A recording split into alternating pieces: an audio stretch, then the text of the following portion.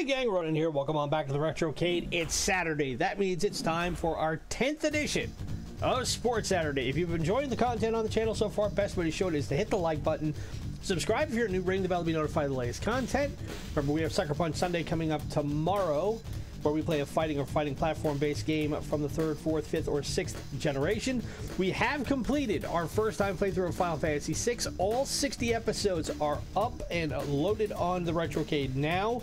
I will warn you, the final 2 episodes constitute 3 hours of gameplay that I put in yesterday to get those done. But it's in the books, and I don't have to worry about it anymore, and I can get ready to move on to another game here starting next week.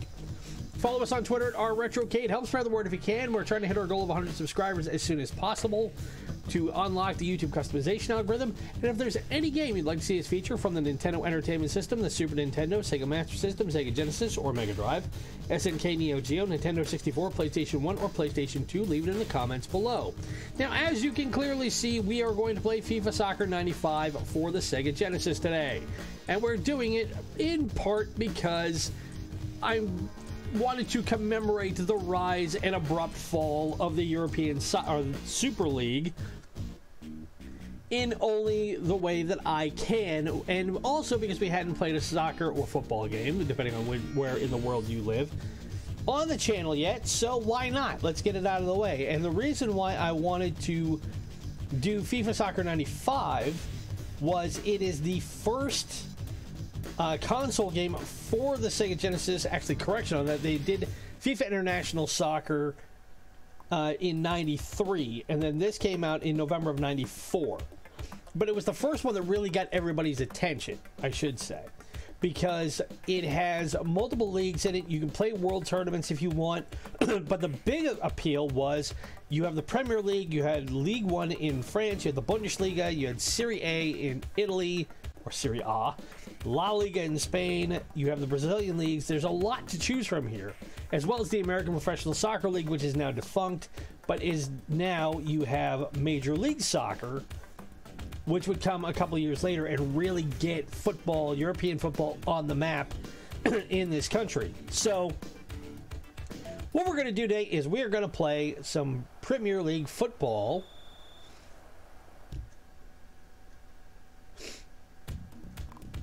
Although why it had me go to do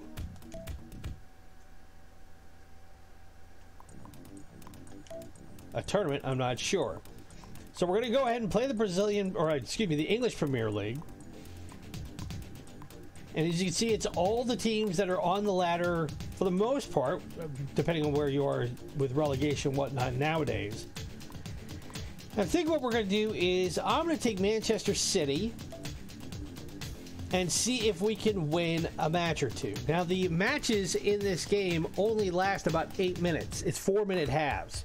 So it's a fast-paced, pretty interactive game, and it's not a hard game to learn. Since you have 3 buttons, you have your A, B, and C button on the Genesis controller. Your A button is your slide tackle, your B button is pass, C is shoot or to do a drive kick if you're playing a defenseman, and obviously your D-pad controls which way you're going to go. Your goalies automatically save. You don't have to worry about anything like that. And we'll see what we can do here. So we should be able to get 2 matches in the next, half an hour or so. We may run a little long in this one, but I promise it shouldn't be that big of a deal. So we're going to take on Leeds first, and we're going to host them. And it looks like we're going to have a battle of goalies here.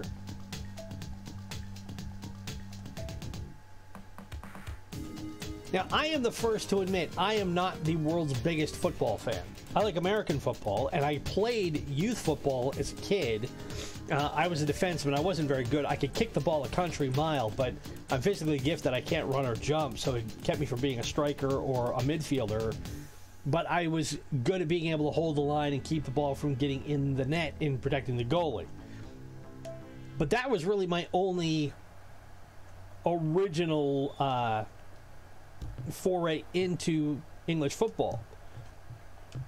The other thing about this game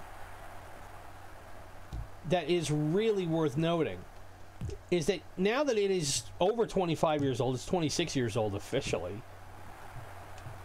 this was really before European football caught on in the United States. And what we have to thank for that is obviously a conflagration of two things. We had the interest over a number of years developing for European football, specifically with the Premier League, but also when we found out about La Liga and the Champions Cup and all that stuff, or the Champions League, and also the rise of Major League Soccer, and also that kids who were my age back in the 90s who were playing soccer. Oh, I wonder if that's no yellow card on that. Interesting. But yeah, it was something that came about pretty organically. And you had more people who were able to come over from Europe. They were setting up here in the United States. They brought their love of European football with them. And the other big thing was, in the need to have more, sports content, American media started picking up and broadcasting through the BBC and then on its own Premier League matches and getting more into European football. And I have absolutely no problem with that at all. Not like nobody would care if I did anyway, but that is how I come from. A generation where people were always saying, well, nobody was ever going to watch soccer. Soccer was never going to catch on in the United States. Why would anybody play this game? Football is the ultimate American game.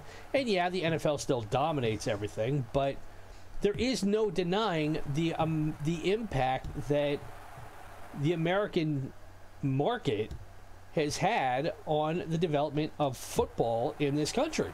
It really has. And I'm not saying that to toot my own patriotic horn. It's just from a business perspective and from a media footprint perspective, and I've worked in media for almost 20 years now, so I know a little bit of what I speak. It's hard to ignore that reality because all teams and all leagues in all sports are looking for ways to get new capital and develop new fan bases. That's why the NBA has gotten so big in China. That's why the NFL has tried so hard to break into Europe and get out of the foothold that European football has had for so long. Which, of course, brings me to what happened with the Super League. And that was just what happened over the last week or so was so crazy in the idea that you were going to have the 12 big teams break off and do their own thing, and the reaction from UEFA and FIFA, or FIFA, the world's governing body of soccer. There was no way I was not going to be playing FIFA and not throw that in. If you don't know what that is, look up on YouTube soccer breakdown in 3, 2, 1, and then watch how that unfolds. It's a guy from ESPN way back in the day named Gary Miller who is trying to record soccer highlights for a show that they were doing at the time, and it all goes terribly wrong in a very, very humorous way. And I only know about it because I listened to the Dan Patrick radio show, and that was one of the things that he plays every so often, is he'll bust that out and give it a whirl. And it's purely for my own amusement that I find it so funny, but see if we can get the shot off here. Oh, good save. So it's 0-0 after half.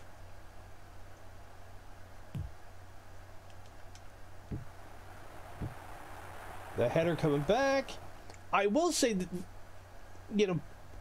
I have also not been a big fan of playing FIFA Soccer, period. That's not to say I don't think it's a good game or whatnot, but I also know with what has happened in the last couple of years with the pushback against EA and how they build and market their FIFA games and how they are so dependent on loot boxes and ultimate teams, and you basically have to pay your way in. It's in a way, It's a lot like how FIFA wants soccer to be. They want the people at the top of the most money to be able to dominate the leagues. And what that means for the rank and file fans who don't have that sort of money is that they don't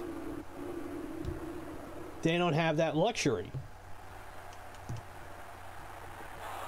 And as a result, me as a consumer, I've never really drawn interest in playing the modern FIFA games. I've never bought one, I don't think after like 2005, I don't think I bought one.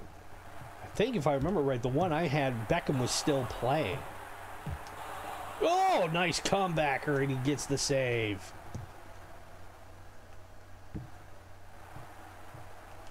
But unlike the modern versions of FIFA, I do like this isometric three-quarter view we get. It makes this game really easy to track. The players are not that easy to control. That is a little different. They are kind of like they're on ice as opposed to being on the pitch.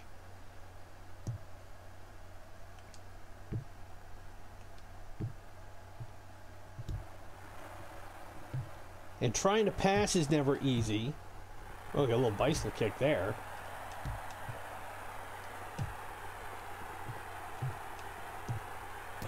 Oh, trying to go top shelf.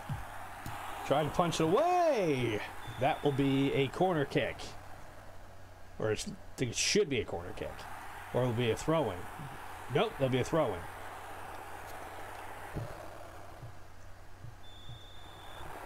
Goes back out, so there'll be another throw. So we got about a minute of regular time here. I think we'll have extra time. This may end in a scoreless draw, which is not what I was hoping for. I was hoping to get at least one goal.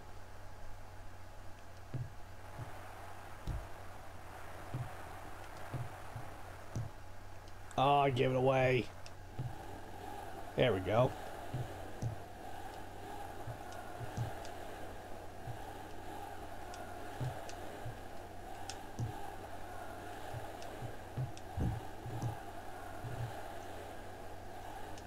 Gotta clear it, which we do.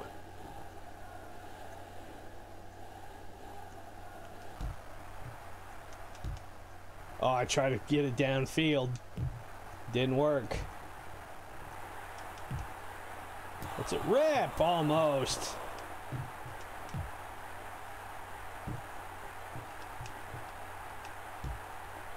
I do also like the ambiance that you get from the crowd. You know, say what you will about European football, and there's a lot that can be said as we hit the end of full time, but trying to duplicate the actual trying to recreate that ambiance is something you just can't. It's not easy to do, and you don't find that anywhere else, especially when, and I think for a lot of people that's the appeal of the Premier League and watching it, is you get the passion and you get the amount of community support around all of these clubs, which again speaks to why the debacle that was the European Super League was such a huge thing, because it ended up being not the clubs themselves, and it didn't end up being the sponsors, it ended up being the fans and the communities that support these clubs that came down so hard on the Big Six in the Premier League that they don't want them playing the best teams out of La Liga and the Bundesliga and things like that. They want Manchester U to be playing Coventry one week and Aston Villa the next week, and playing Leicester City and Ipswich, and having the relegation system, which seems so foreign to us. So we're going to play West Ham U in this second match, and we're still trying to get a win here. We ended that first one with a scoreless draw.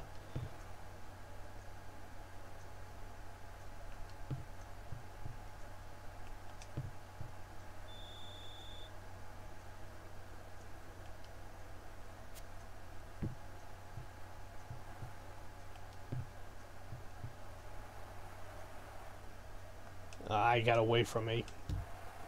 There we go. Get back. Let's it rip.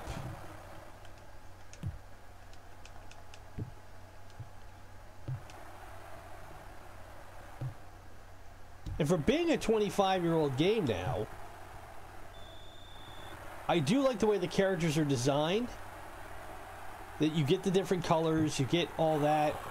You know, it has all the things you would want in a FIFA game.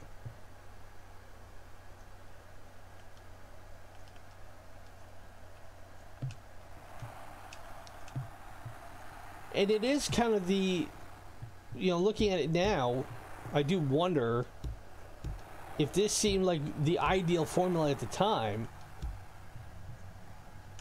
It falls into the... Oh, he sent that wide left. I thought he drilled that home. But it falls under the guise of, well, if it wasn't broke, then why did you fix it?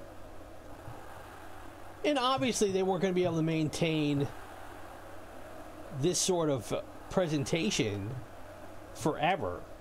You know, getting into the 32-bit generation and having 3D technology and being able to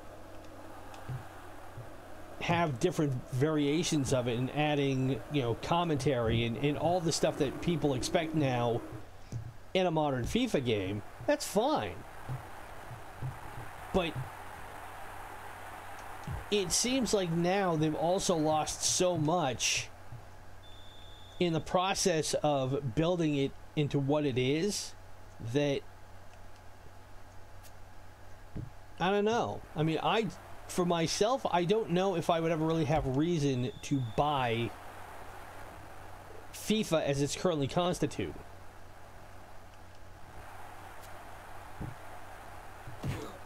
Oh, taken down.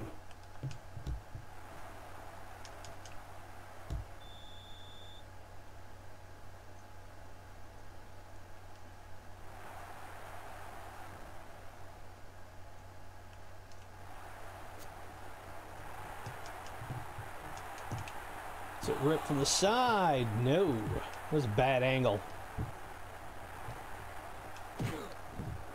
So you too can play that. I do like how the European players are still very much of the guise of if you get taken down, you are in your death throes. That hasn't changed in 25 years. I don't care who says what.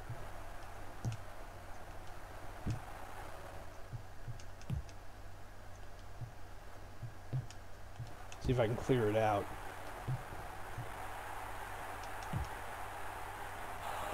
Yeah, I was too far away. I need to get closer.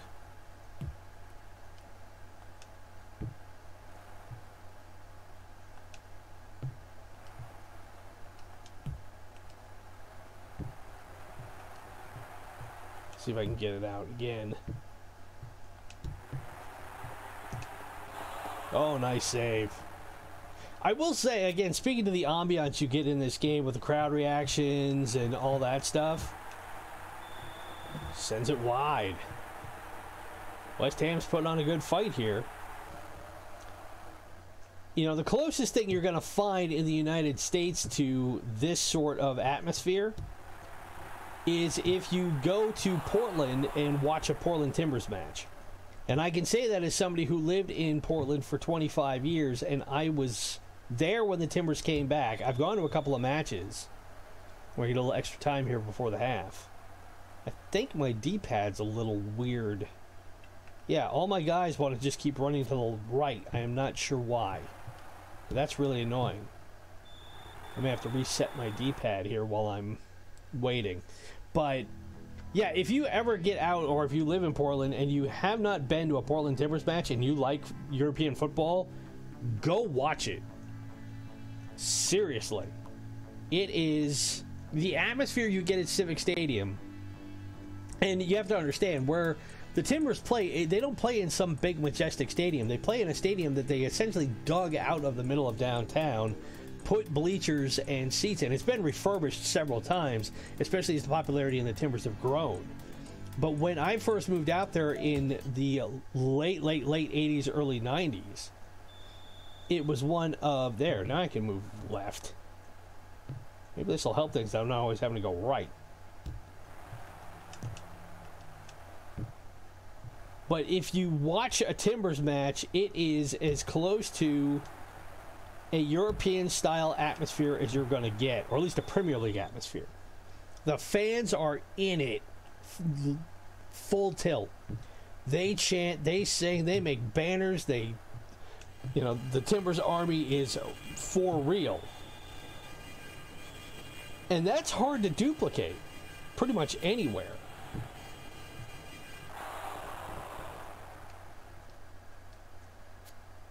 But when they announced the Timbers were coming back, a lot of people were skeptical because to that point, Portland had been a basketball city. And rightly so, because they have the Blazers there since the 70s. The Blazers actually won a world championship. And the fan base there for the Blazers is very, very passionate. Another great save. I gotta get downfield, though. I gotta get at least one goal in this match.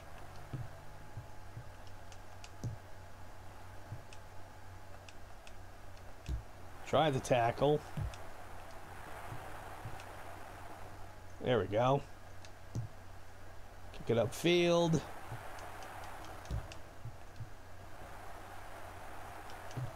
Now, I'm pretty sure I have... Let's double check something here really quick.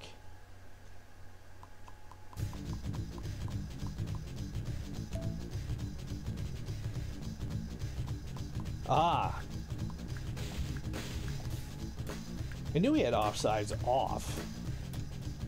Wasn't entirely sure why.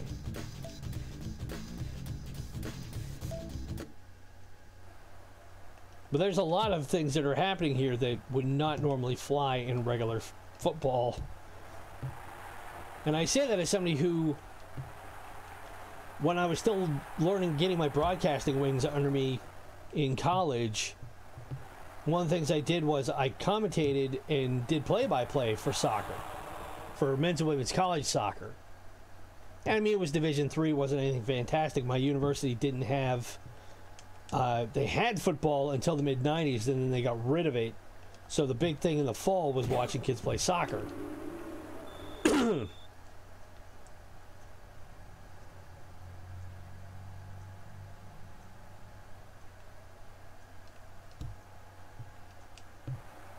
Not sure what happened with the camera there.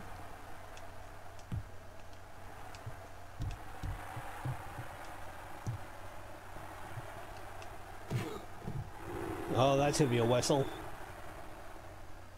Ooh, yellow card for Gilliam. And we got about a minute of play left.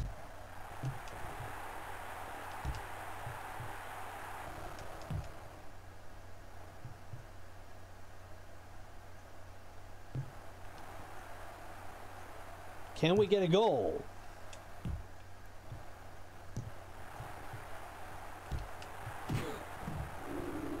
Oh, that's going to be another whistle.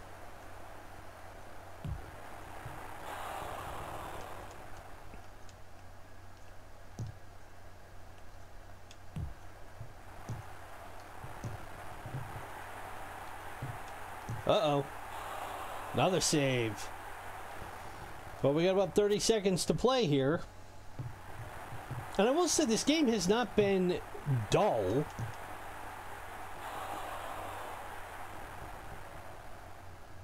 And if you really like to play FIFA games, then going back and playing something like this may be of interest to you. I'm playing it on Fusion 3.64. Oh, can we get it in? Punched it away.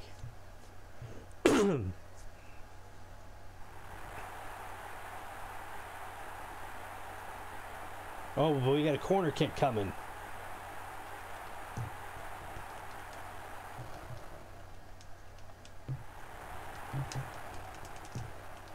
Oh, I had a chance to hit it, and I didn't.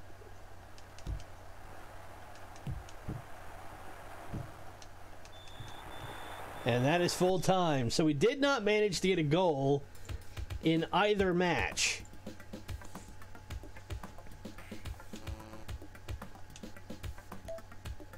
I think we got enough time that we can play one more. I really do want to get a goal.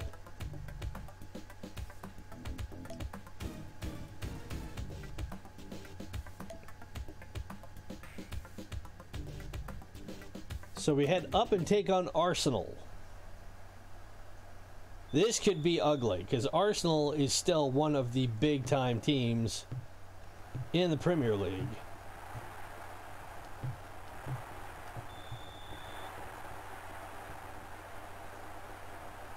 Oh, wait a minute. Why am I controlling?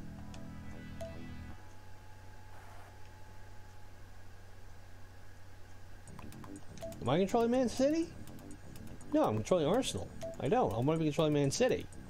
Don't know what happened there.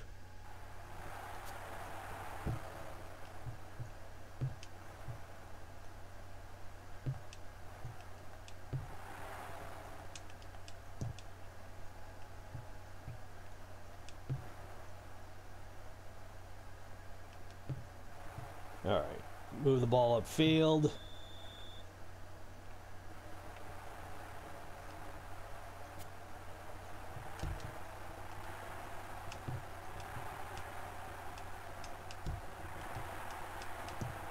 Still trying to get the ball away. Can't do it.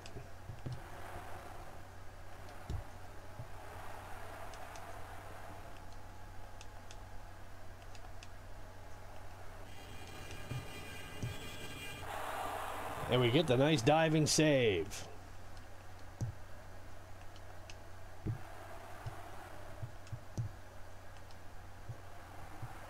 It's funny thinking about it from the perspective of a defender, because when I played youth soccer, that was my position. I was a defender. I wasn't able to really get upfield and kick well enough to be a striker. And they didn't want me to be a midfielder. So my whole position was having to... Uh-oh. We gonna get another yellow card? Nope, free kick.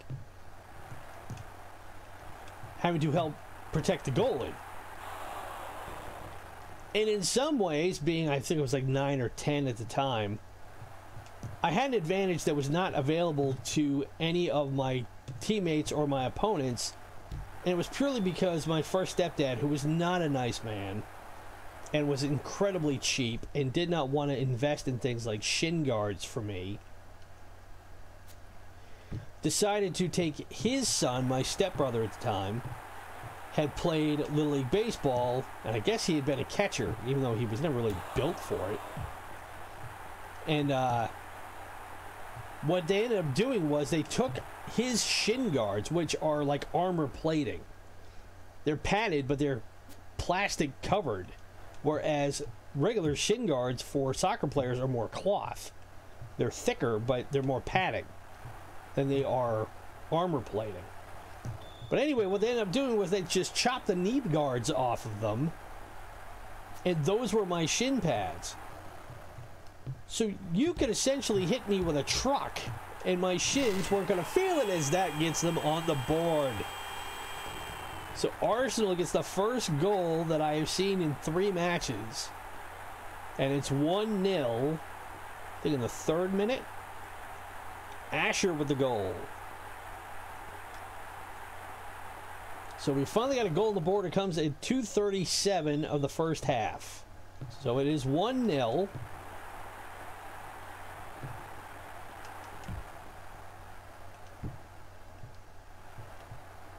And now we as Man City have got to get back into this and get on the board as soon as we can.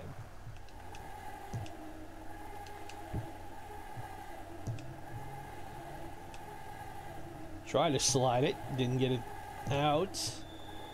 That'll be a throw in for Arsenal.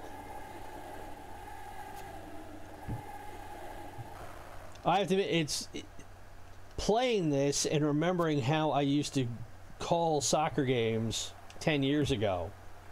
I freely admit,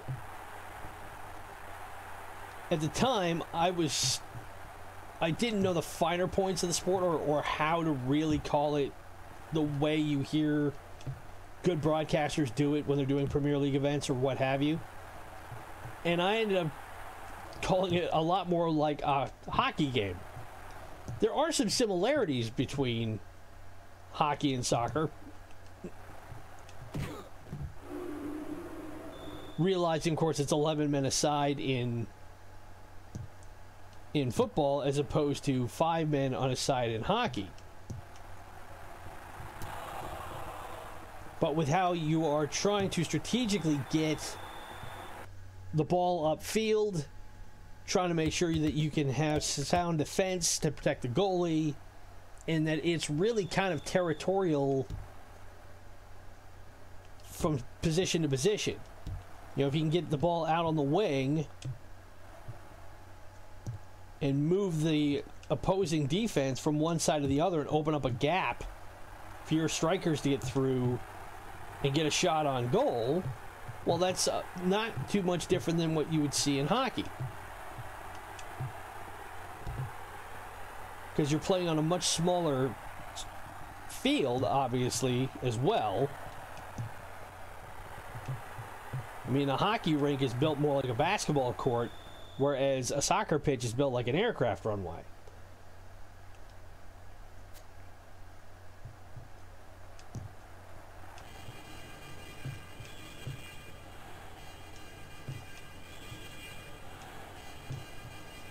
But I used to have, when I first started broadcasting games, I did have a coach pull me aside one day. He's like, you know, you do sound like you're calling a hockey game instead of a soccer game. I'm like, yeah, I am aware of this. I got to get my timing a little better when I'm setting up a shot.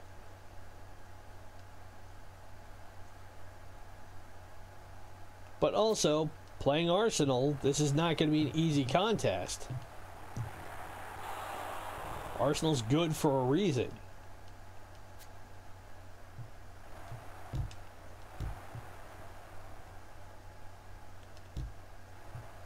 I would like to get a win, though. Oh, that one got plucked away at the last second. We get a corner kick coming.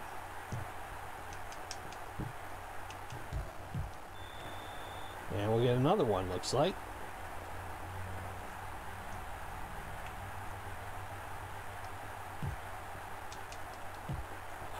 Oh, tried the header, didn't go.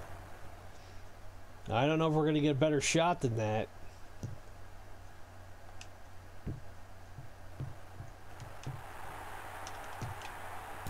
Oh, punched it away. What do you mean it doesn't look good? It doesn't get much better than that. We had an open look. But we also get another corner kick.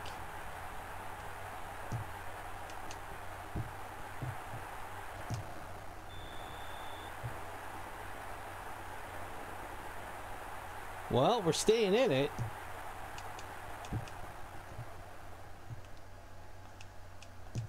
Oh, we gave it away. Not what I wanted to do.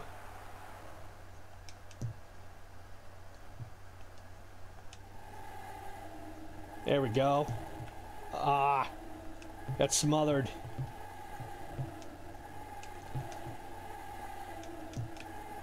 Does it rip? Hit the side of the net.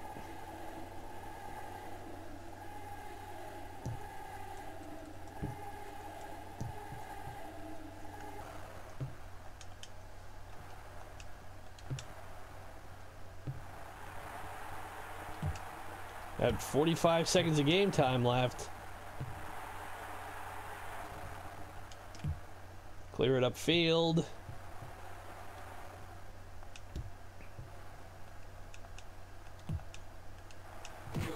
Oh, that's gonna be a whistle.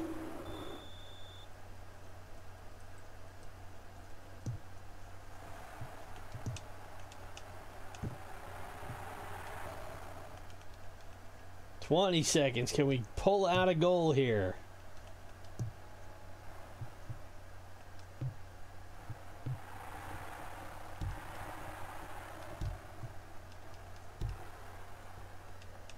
I don't know if we're going to be able to. Nice diving save, but we're at 8 minutes. Get a little bit of extra time.